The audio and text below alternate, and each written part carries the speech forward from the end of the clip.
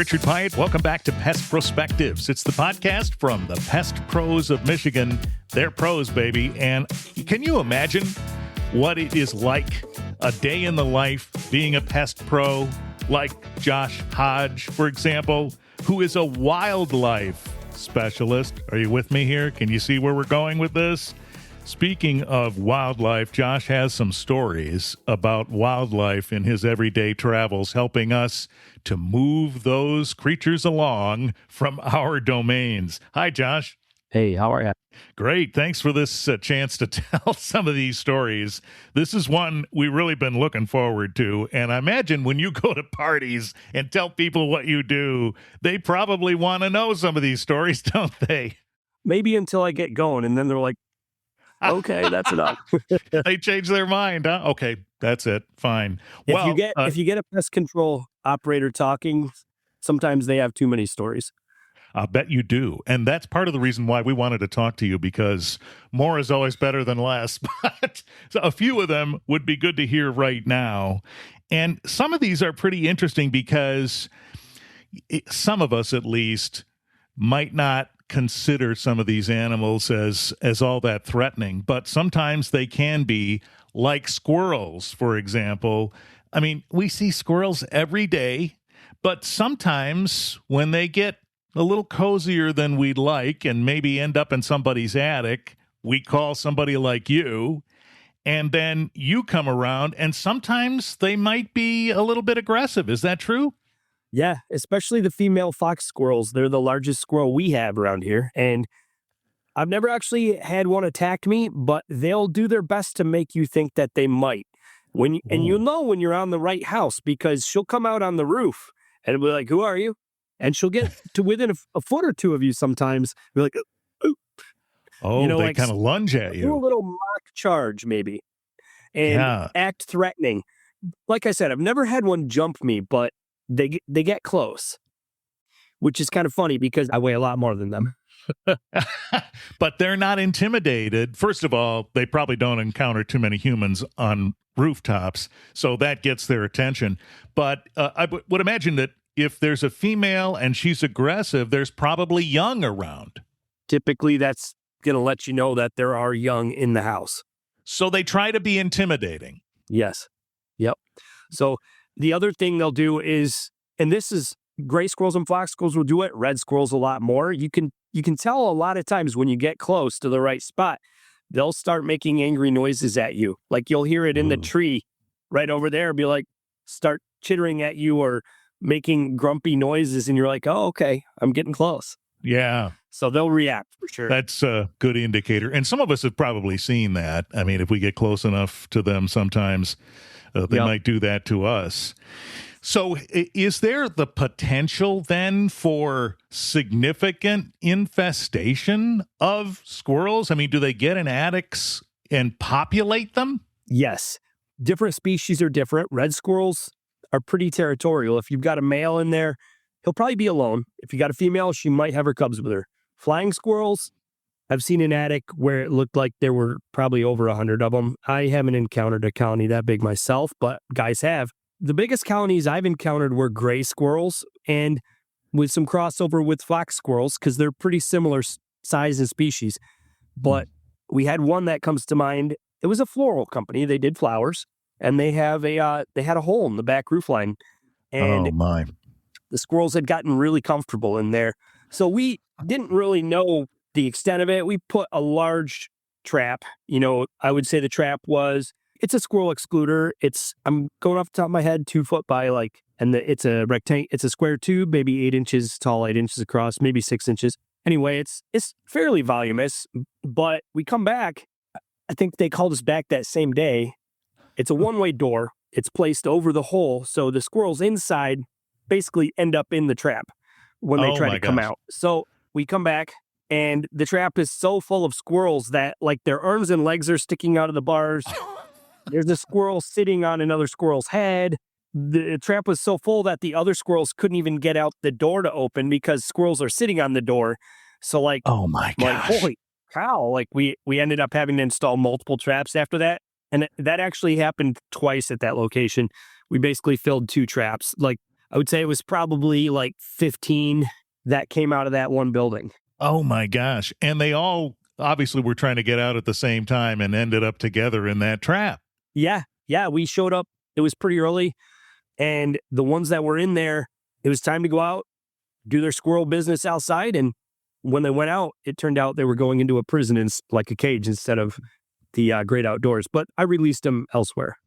I was about to ask that. You get to let them go somewhere else that they'd be comfortable, we presume, anyway.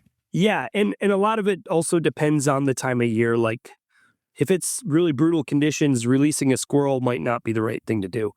But in more temperate times of year, taking them out of their territory isn't like, the nicest thing for them. But hey, they shouldn't have been in that building. So yeah, well, this is the challenge. So we've talked many times about access points and things for wildlife over the course of these episodes. You just underscored that by talking about the hole in the roof, and they just make their way in. They find it, and off they go, don't they? Oh, yeah. All right, there you go, squirrels. Next one on our list is one that intimidates a lot of us, skunks. You have had lots of experience with skunks, and of course, they're intimidating to us because we know we could get sprayed.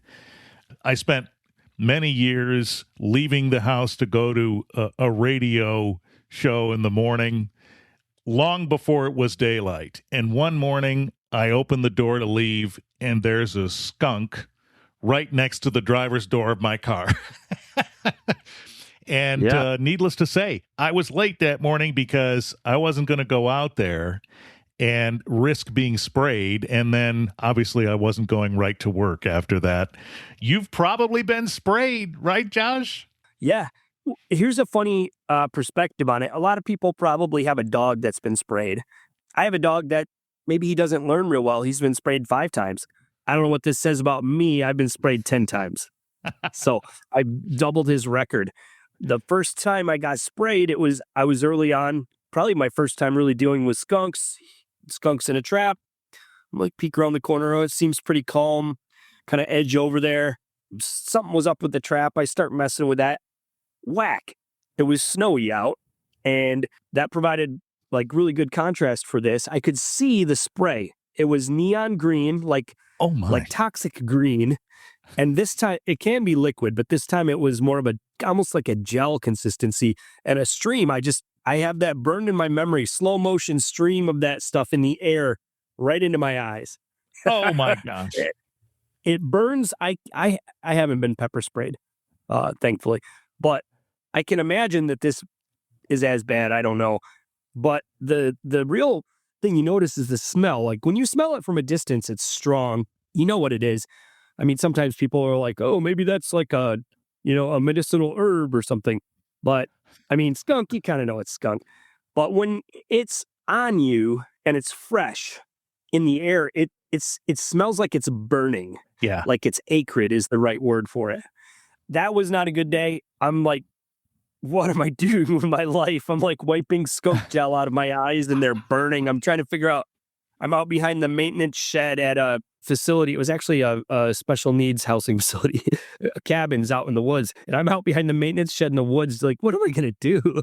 I think I found a hose and like washed my eyes out. What do you do? I mean, there are a lot of, I don't know, are they wives' tales or do they work? I mean, the one I remember most is tomato juice. Go take a bath in tomato juice and that will neutralize it. Is that true? People have asked me this a lot. And I'll bet. What I do, I just take a shower and wash with soap, and it goes away pretty quick. But I have heard good things about tomato juice. I've also heard good things. There's a mixture you can make. It's easy to look up, but I believe it's hydrogen peroxide, Dawn dish soap, and maybe there's one other thing in there. The tomato juice, you'd probably want to do a sponge bath because I don't know where you're going to get enough tomato juice to fill a bathtub, but I think it definitely wouldn't hurt to wash yourself down with that. And, rinse off. So some of those things are not old wives' tales. They actually do work. I think there's some truth. Yeah. There's also a notion, an approach that you have, don't you, about skunks. They might not, this is, of course, difficult to know, but they might not be inclined to spray you. Is that right? Yeah, so skunks don't have too many natural predators or enemies. There are animals that and birds that will kill them and eat them, but in your typical urban environment, they're not encountering a lot of things that are a real threat to them besides a car, you know? Mm. So they can be very chill and they have funny personalities. Like if this skunk isn't just in fight or flight mode, they're pretty funny. Like they'll look at you, they kind of stomp their little feet.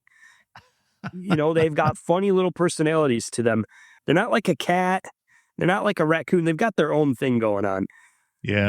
But And they when may you not be approach a too skunk, intimidating. yeah, when you approach a skunk, you want to figure out which skunk are you dealing with. Are we dealing with fight or flight skunk, or are we dealing with happy, chilled out skunk?